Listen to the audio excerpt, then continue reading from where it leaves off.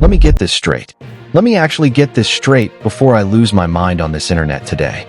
A woman is begging the entire world to pray for her family with a heartbreak emoji shaking on the screen. Her grandmother is in hospice fighting for breath. Her cousins are blowing up her phone trying to reach her. And where is she? Where is Claressa Shields right now while her grandmother is laying in a hospice bed in Flint, Michigan? She is on a Delta first-class flight that misspelled her own name on the boarding pass. She is on a beach somewhere with one of her friends. She is photographing her first-class meal like the menu is a Pulitzer Prize, and she is asking us, the people on the internet, complete strangers, to pray for the woman she will not even fly home to sit beside. Make it make sense.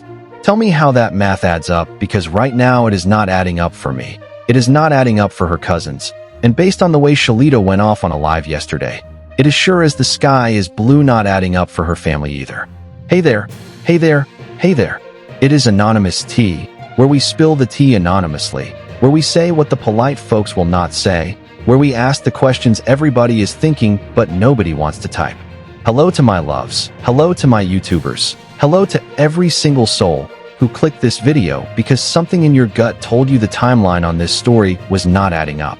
Sending you good energy, sending you blessings, sending you peace, and sending you the smartest seat at the table, because today we are putting on our forensic glasses and we are walking through this Claressa Shields situation piece by piece by piece. Everything I say is alleged. Everything is my opinion. Everything is entertainment. The Copyright Act of 1976 is in the description, the comment section is open, and the receipts? Baby, the receipts are sitting right here on my desk waiting. Now before we get into the vacation, before we get into the granny in hospice, before we get into Shalita losing every drop of her composure on a live last night, I have to walk you back about 72 hours. Because the way this story unraveled is the part that nobody is talking about, and that is the part one cannot stop staring at.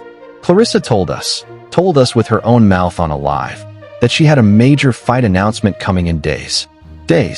She looked at the camera, she rolled her eyes at Alicia Baumgardner, she sidestepped MVP promotions, she dragged Shalita promotions, and she said something is coming. So I sat there like every other boxing fan refreshing my notifications waiting for the date, the opponent, the weight class, the venue, the pay-per-view drop. You ever order something online? The picture looks like a 4-tier wedding cake, and what shows up at your door is a stale muffin from a gas station. That is what happened to us this week. Because what dropped instead was not a Claressa Shields fight announcement. It was a Claressa Shields promotions announcement. A signing announcement. Fire emoji, firecracker emoji, crown emoji, hashtag a new era, hashtag the future is female, hashtag win records, hashtag everything except the one hashtag we actually wanted, which was hashtag Claressa is fighting on this date against this person at this arena. Claressa Shields Promotions proudly announces the signing of undefeated rising star Chanel, the Sniper Butler. A fighter built for greatness. A fighter built for legacy. A fighter built for change. Together we are fighting for opportunity, visibility, true equality for women in combat sports. Beautiful words. Beautiful sentiment. I will give her that. 3 knockouts. Undefeated record. June 14th in Grand Rapids, Michigan. Coincidentally, conveniently, suspiciously the exact same state Claressa has been ducking and dodging when family calls. So let me ask you something, and I want you to think about this one with me, because this is the part that does not sit right in my chest. Why is it that everybody around Claressa is fighting except Claressa? Shalita Promotions just dropped a June fight card. MVP Promotions has been dropping fight cards all year. Alicia Baumgardner is training, talking, calling her out. Chanel Butler, the new signing, is stepping in the ring June 14th. And Claressa? Claressa is opening a gym. Claressa is launching a promotional company. Claressa is producing trailers. Claressa is signing other fighters. Claressa is doing photo shoots with Khadijah for what we think is the Win Records network pivot into boxing. Claressa is doing everything that the word boxing touches except the act of actually boxing. Make it make sense. Please somebody in the comments make it make sense for me, because the GWOAT is doing everything but the G part and the OET part of GWOAT. And I would let it slide. I genuinely would let it slide because business is business and a champion is allowed to build her empire off the canvas. I get that. But the second fight announcement of the year from her own camp drops, and her name is nowhere on the card? When she told us with full eye contact, that she had a major fight announcement coming. That is what I cannot let slide. That is the open loop she opened on her own live, on her own platform, with her own voice, and now she is hoping we forgot. I did not forget. The internet did not forget. And right when we were about to type the question into her comment section, she pivoted. Watch the pivot with me. Because the pivot is where the story turns from boxing politics to something a whole lot uglier. The pivot was a Facebook post. The Facebook post said this, and I am reading it word for word so you do not think I am paraphrasing. Damn, heartbreak emoji. Pray for me and my family, man. Question mark emoji. That was the post. No context, no name, no location, no update, no detail. Just a vague heart tug aimed straight at the empathy nerve of every follower she has. And of course the comments went exactly the way that kind of post is designed to go. Prayers up. Sending love. We got you, queen. Stay strong. The internet did exactly what the post wanted it to do, which was scoop her up in a warm blanket of sympathy and quiet every other question that was sitting on the table about her career, her dodging, her dragging, her drama. Beautiful tactic. Effective tactic. Old tactic. We have seen it 1,000 times. Except this time somebody in the family was not in the mood. Because her cousin walked into that comment section and lit the fuse. The cousin said, and again, word for word, I am not adding seasoning. You say pray for your family. I am calling you about this, and you are not answering. It is all good. I got this. My granny is going to be okay. Forget everyone who said they got this. She is day 2. Day 2 and nobody is up here with her but me and my cousin Colleen. God got me, and all going on. That, my friends, is what we in the receipt-keeping community call a smoking gun comment. Because that one comment did 3 things in 3 sentences. 1. It confirmed the family member in question is the grandmother. 2. It confirmed that grandmother is in serious enough condition that someone is sleeping at her bedside on day 2. 3. And most importantly, it confirmed that Claressa is not answering the phone. Not unavailable. Not in a meeting. Not on a flight with no service. Not answering. Big difference between cannot and will not. Then Geisha 305. Shout out to Geisha 305 for keeping the timeline tight.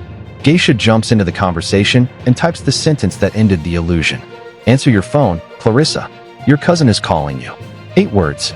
8 words, and the whole performative prayer post collapses like a folding chair. Because once the world sees a cousin saying she is not answering and a friend saying answer your phone, the original Facebook post is no longer a cry for help. It is a press release. It is a sympathy lap. It is a heartstring grab from somebody who very much has the option to be sitting at that hospice bed and is choosing instead to be at 30,000 feet on a Delta flight that did not even spell her name right. And speaking of that flight, speaking of that vacation, because I have to talk about this part, pictures dropped of Claressa in a first-class cabin, photographing her meal, smiling for selfies, posting the boarding pass with the misspelled name like even Delta was trying to warn us something was off. Pictures of her on a beach. Pictures of her with a friend. Pictures of every part of her life that does not involve her grandmother in hospice in Flint. And listen, I want to be very fair here, because I refuse to be one of those bloggers Shalita warned about. People are allowed to take vacations.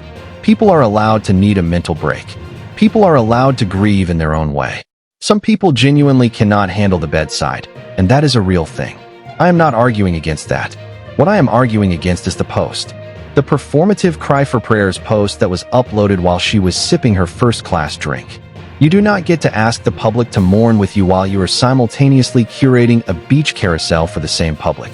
Pick one. You cannot do both. That is the diabolical part. That is the manipulative part.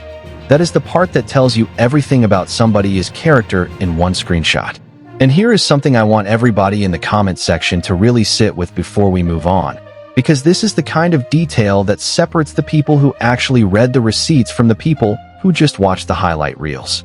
That misspelled boarding pass, that is not a coincidence. That is a signal flare. Because in 2026, in the year of our content, you do not photograph a boarding pass unless you want the boarding pass photographed. You do not post the misspelling unless you want people in the comments going on. Even Delta got your name wrong. You are too iconic for them, queen. That is bait. That is straight up algorithmic bait. The misspelling is the engagement hook. The first-class cabin is the status hook. The plate of food, which by the way looked like a slightly upgraded TV dinner with a parsley garnish. I am sorry, first-class food has gone downhill since 2019, and we need to talk about it. The plate of food is the wealth hook. 3 hooks in one post. 3 engagement levers pulled in one carousel. And while you are commenting on the boarding pass, you are not commenting on the granny. That is the math. That is the trick. That is the magician waving a flag in your left eye while the rabbit walks out of the right pocket. And before the bots come for me, before the stands come for me, before somebody in the comments types, but you do not know her real schedule, let me address that. Because Shalita already addressed it for us. Shalita, Clarissa's other cousin, hopped on a live last night and lit the entire internet up.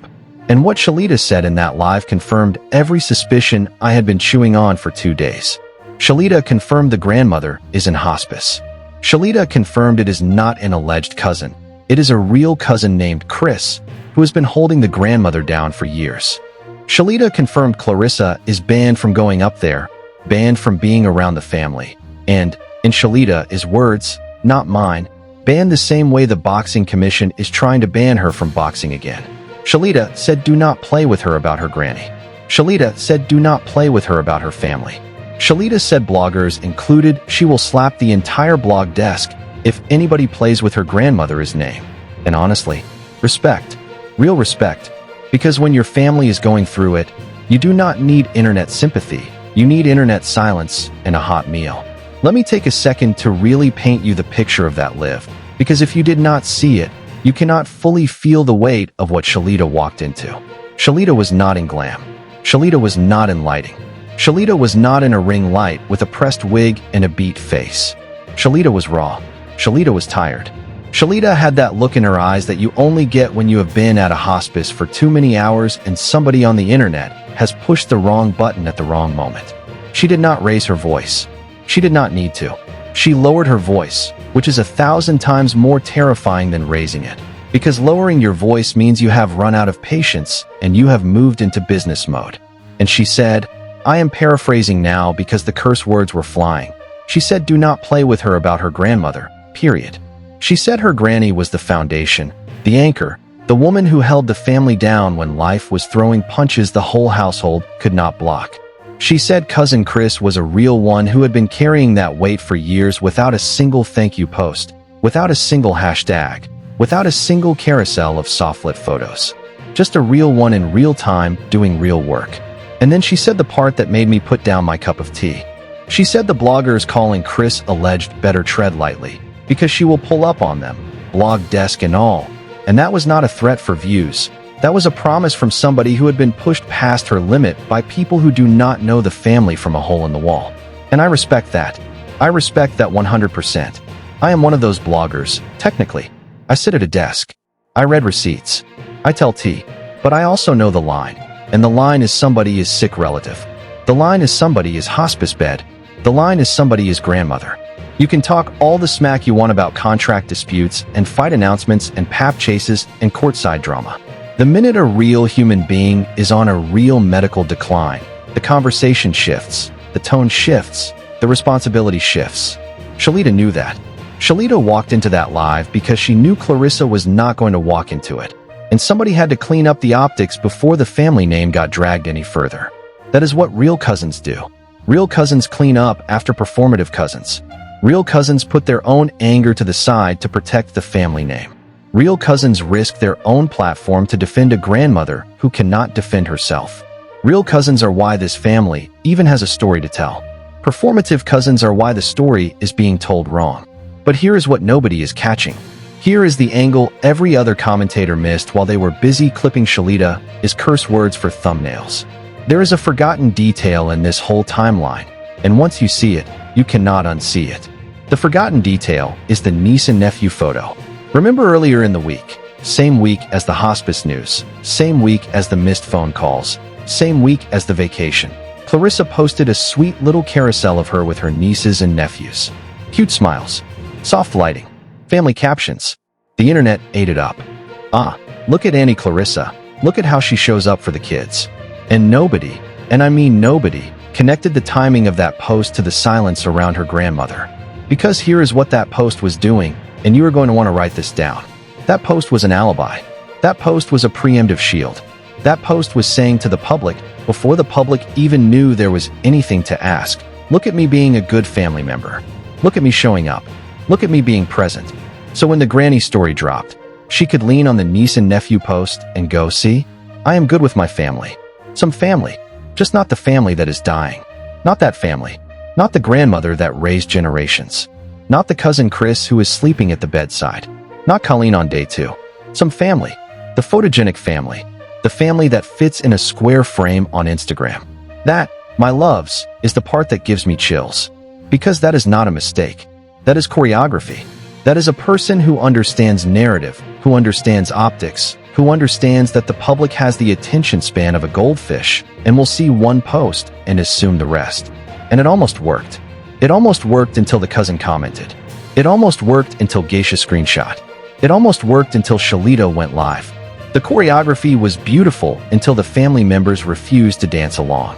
And that, right there, is why we are sitting here today.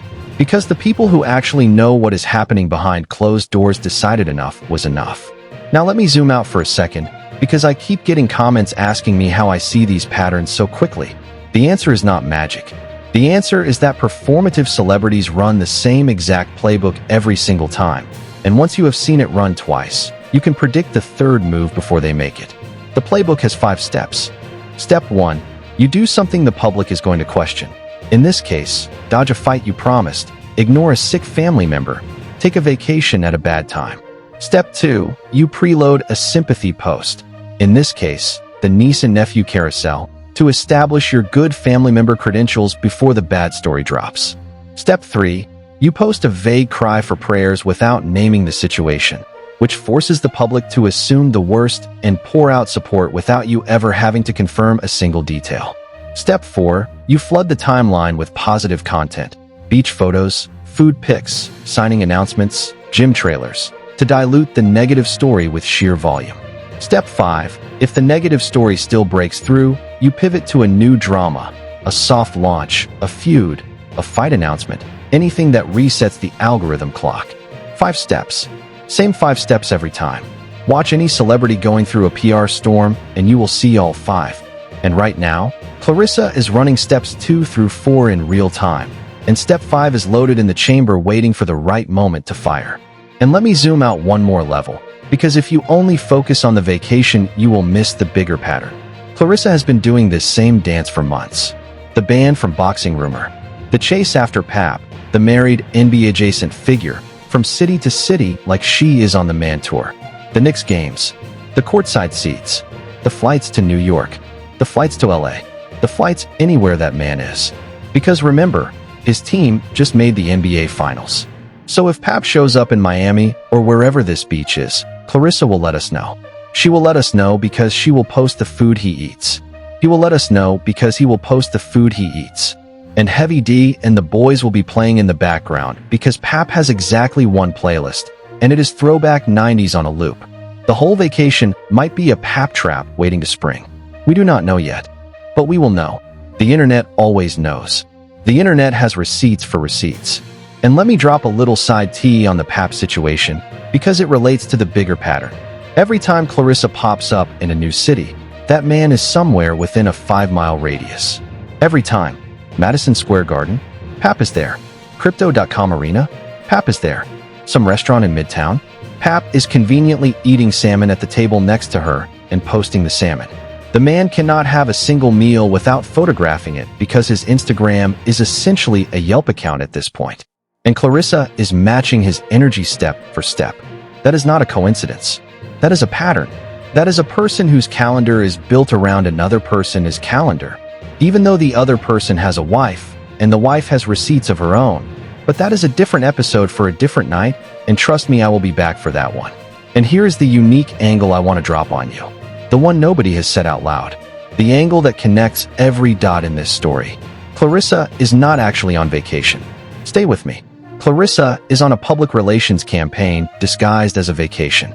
Because everything she is doing right now, the promotions company launch, the new signing announcement, the gym trailer, the niece and nephew posts, the prayer post, the beach photos, even the misspelled boarding pass that gets the comments going.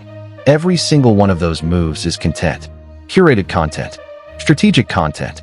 Drip-fed content. This is somebody who knows that as long as the timeline is filled with her name and some flavor, the timeline cannot ask the only question that actually matters. Where's the fight? Where's the date? Where's the opponent? Where's the ring walk? Where is the actual boxing of the woman who calls herself the GWOAT? The vacation is a smokescreen. The signing is a smokescreen. The prayer post is the most cynical smokescreen of all because it weaponizes a real human being, his real medical condition, to buy more silence on the only question fans are asking. And the second she sees the engagement dipping, watch what happens. Watch. Either Pap is going to appear on this trip, and we will get a soft launch the size of a stadium. Or another signing is going to drop. Or a fake fight tease. Or another cryptic Facebook post. Because this woman cannot let the algorithm rest. The algorithm is the only granny she is actually visiting right now. The algorithm gets a check-in every 6 hours. The algorithm gets a meal photographed. The algorithm gets a prayer hand. The algorithm gets the receipts. The real granny? The real granny is on day 2, and Cousin Chris is the one holding the cup of water to her lips. Let that sit. Let that sit for a full second before you scroll. Because this is bigger than Claressa. This is bigger than boxing. This is bigger than any one celebrity.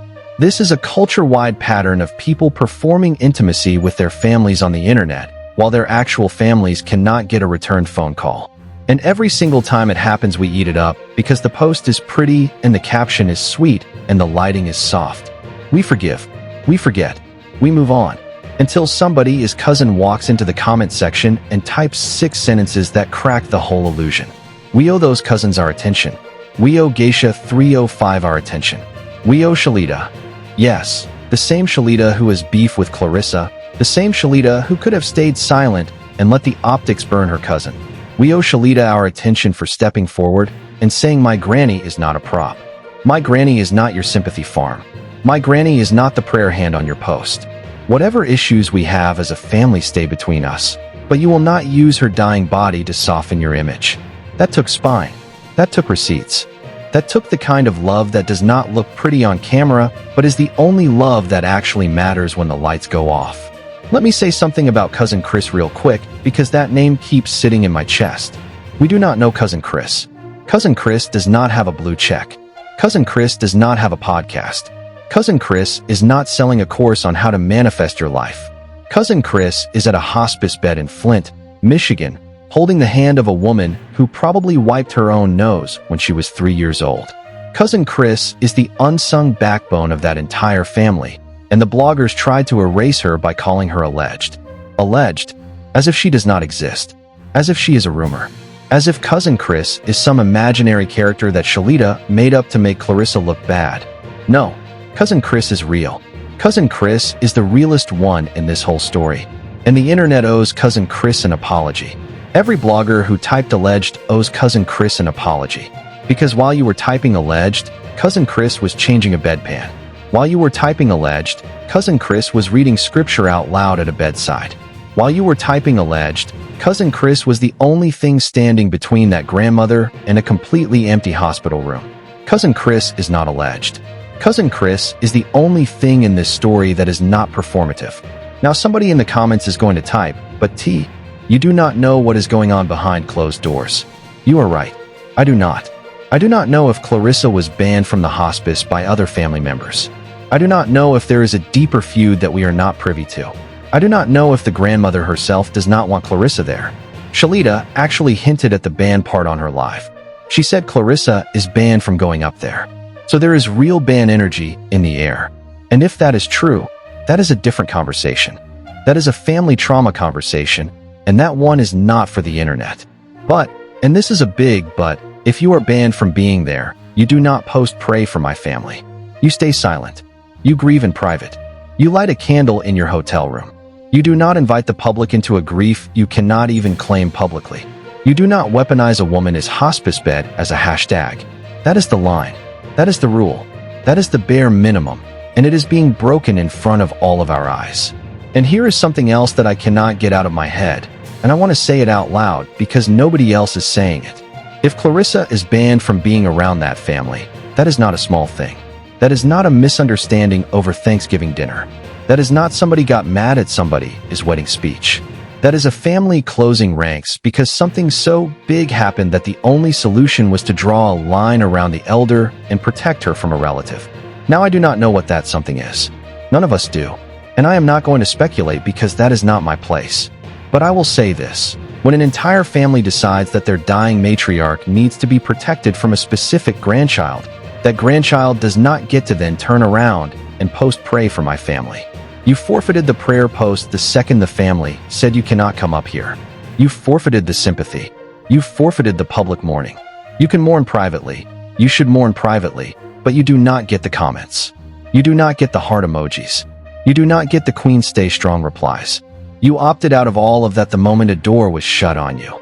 And if she did not opt out, if she was not banned, then the situation is even worse, because then she is just choosing not to go.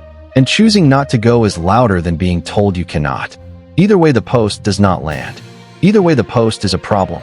Either way, Shalita has the right to go off on a live and tell every blogger to stay in their lane.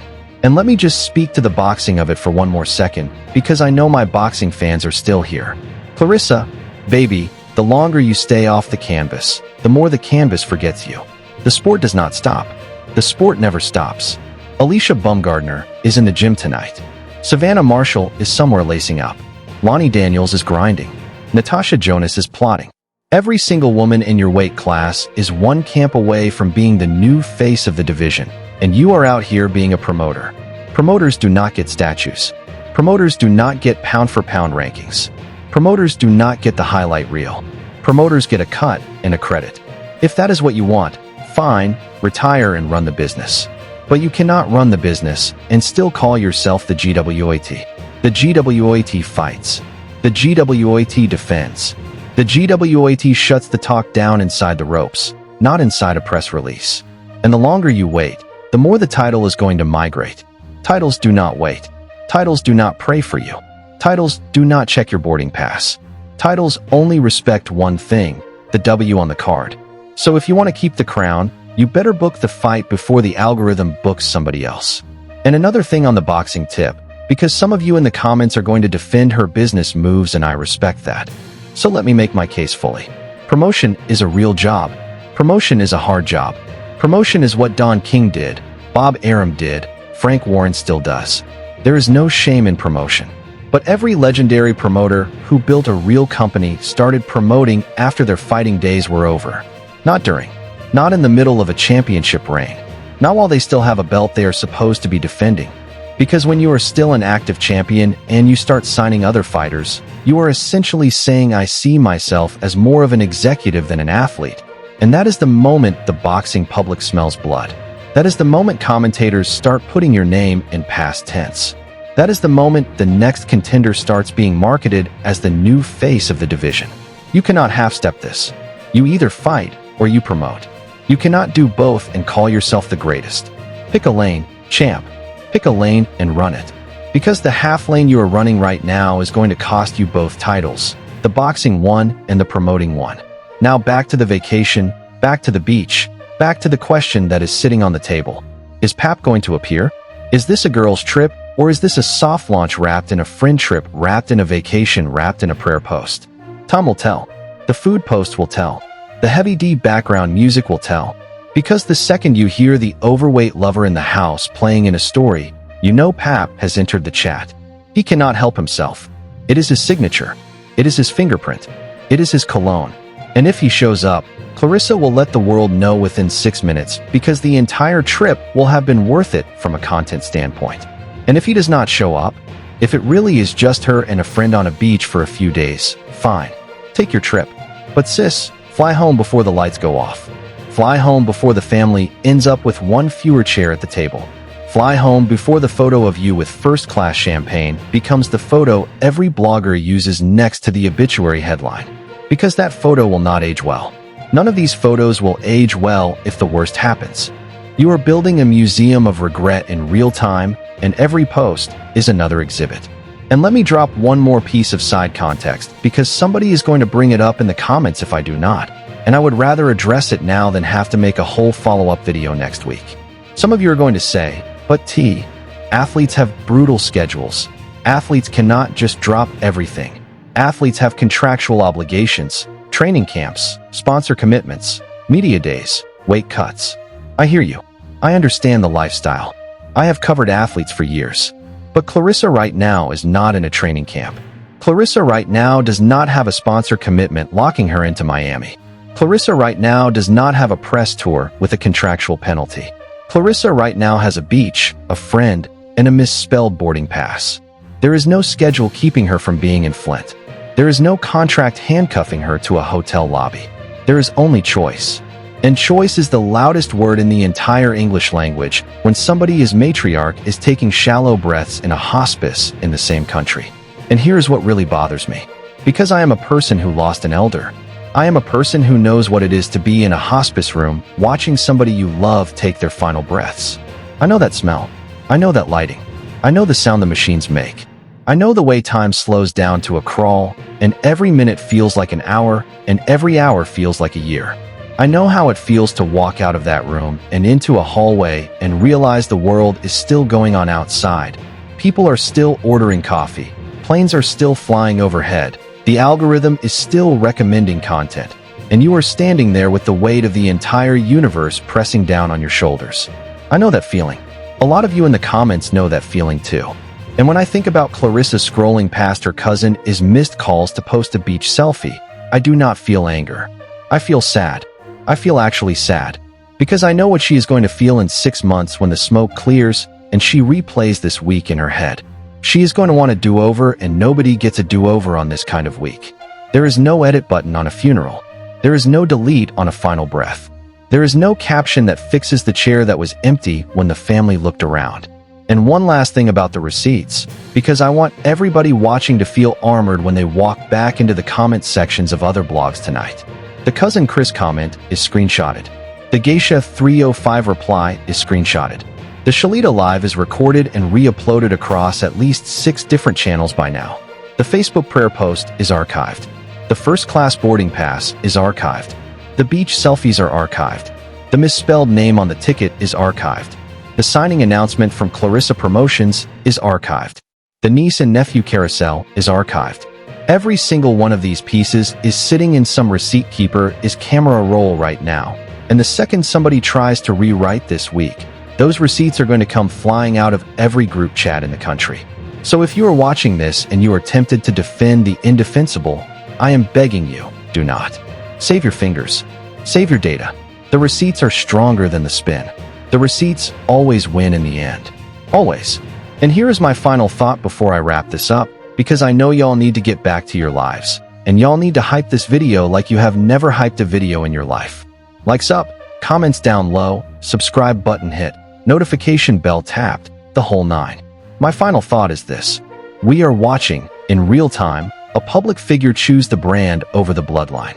And the most depressing part is the brand is going to win in the short term. The beach photos will get the likes. The signing announcement will get the press. The prayer post will get the sympathy. The niece and nephew carousel will get the os. The numbers will go up. The engagement will spike. The platform will reward her, because the platform always rewards the performance over the substance. But somewhere in Flint, Michigan, a woman is taking her final breaths, and the granddaughter who calls herself the greatest of all time will not be in the room. Cousin Chris will be in the room. Cousin Colleen will be in the room.